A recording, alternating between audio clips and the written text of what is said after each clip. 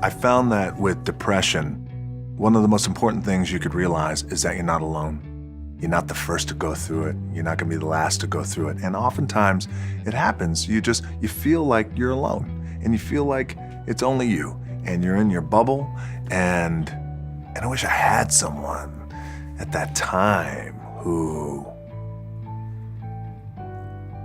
could just pull me aside and, hey, it's gonna be okay. It's gonna be okay. So I wish I knew that. Just gotta remember. Hold on to that fundamental quality of faith. Have faith that on the other side of your pain is something good. When I was 16 years old, that was the last time that I was arrested. And at that time, we were at an all-time low, I think, with our family. And at that time, we were living in Bethlehem, Pennsylvania. And I am already a pretty big boy, 6'4", 200 and maybe 20, 25 pounds. I had a very bad mustache. I had a chip on my shoulder. Fresh into this high school in Bethlehem, Pennsylvania, Freedom High School. I wanted to use the bathroom, but I didn't want to use the regular boys' bathroom because the boys' bathroom smelled like smoke and all the other fun stuff that boys' bathrooms smell like. So I'd go into the teacher's lounge and a teacher comes in. His name is Jody Swick. Tough guy. He says, hey, you can't be in here. I kind of pause, look over my shoulder.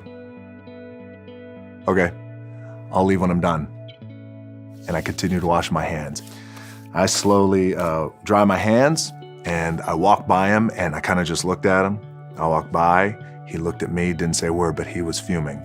I went home that night and I felt bad. I just felt bad.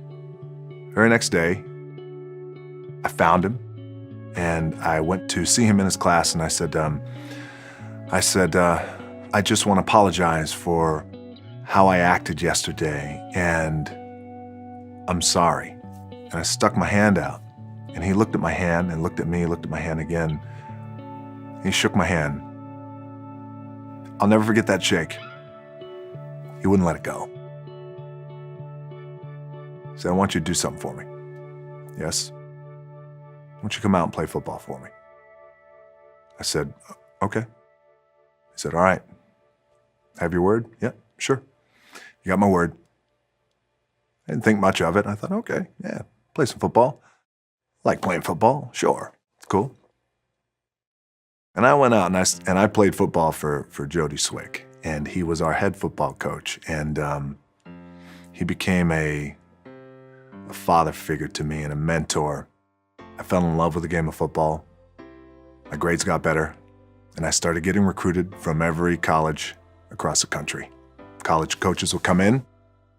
You say, there he is, Dwayne Johnson, 6'4", 250. Plays both sides of the ball. Very aggressive. My thought process started to change. That's when I started thinking about goals and what I wanted to accomplish. And I love that man. I'll never forget the impact that he had in my life. And the reminder and my takeaway from that amazing relationship that I had was the empathy that he had for a punk kid who treated him so rudely and disrespectfully. He looked past that BS and said, I believe in you and I want to turn you around. Oftentimes when I see kids and they have been labeled, oh, they're punk kids. True. But there's good in them. And we got to see that potential. And I enjoy that today, seeing the potential in kids just like he did, especially kids who are kind of wayward and have been going through it. I know what it's like. So thank you, Jody.